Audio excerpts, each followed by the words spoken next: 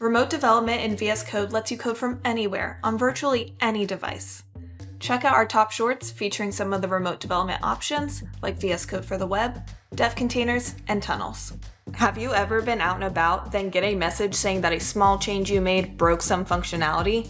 Your first instinct might be to panic because you're nowhere near a computer.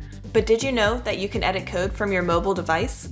With VS Code for the web, also known as vscode.dev, in a browser, you can make lightweight code changes, check in your changes, and even review PRs, no matter where you are. So go ahead and take that break. So check this out. I'm on a Mac, right? See the 3 dots? I'm definitely on a Mac. Look, here is my title bar. There's the Apple logo. Okay. But if you look at my terminal, I have a C drive.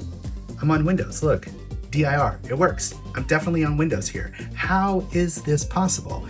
Well, it's possible because I have this big, beefy, no, not the Cheez-Its, computer here that I built. It's got 32 gigs of RAM. It's got a 12-core processor. It is a PC, and I'm running Visual Studio Code on that PC, and I'm running the remote tunnels here. So look at this, Code Insider's tunnel and past no sleep, so this computer doesn't go to sleep. I can now access that powerful PC from anywhere where I've got VS Code, including a browser or another VS Code instance where I can just see it connected under tunnels. Check it out. You can click on the icon also and just go to turn on remote tunnel access. Dev Container CLI is now open source, enabling you to use dev containers anywhere you want, really. Let me show you how to get started with it. First up, you need to run npm install-g devcontainers/CLI. To view the commands available with the Dev Container CLI, run devcontainers-help.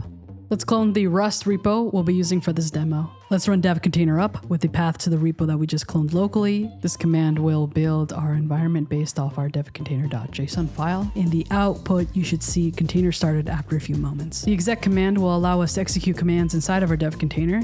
Since this is a Rust project, we'll run cargo run to compile the binary and then execute it.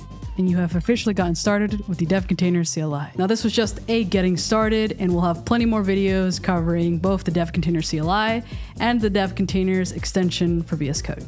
How can this single line in a JSON file result in this fully configured development environment? By using dev containers and prebuilds. Using a prebuilt image in your dev container lets you spin up a full-featured development environment containing everything your app needs to run, with an even faster container startup time and simpler configuration. Here, I'm referencing a Python prebuilt container image. If we look at the defined container that we are referencing, it contains configurations like these Python and Node features. After this image is built, all I need to do is reference that image URL in my own devcontainer.json, and I can spin up a dev environment with that exact same configuration. If you're using dev containers in a project and want to try pre-building your own image, it's super easy to do with the Dev Container CLI. Pre-built images are most useful if you find yourself frequently rebuilding your dev container, or you have teammates who want to build your dev container on their machines so that you can make the build time faster for everyone, every time.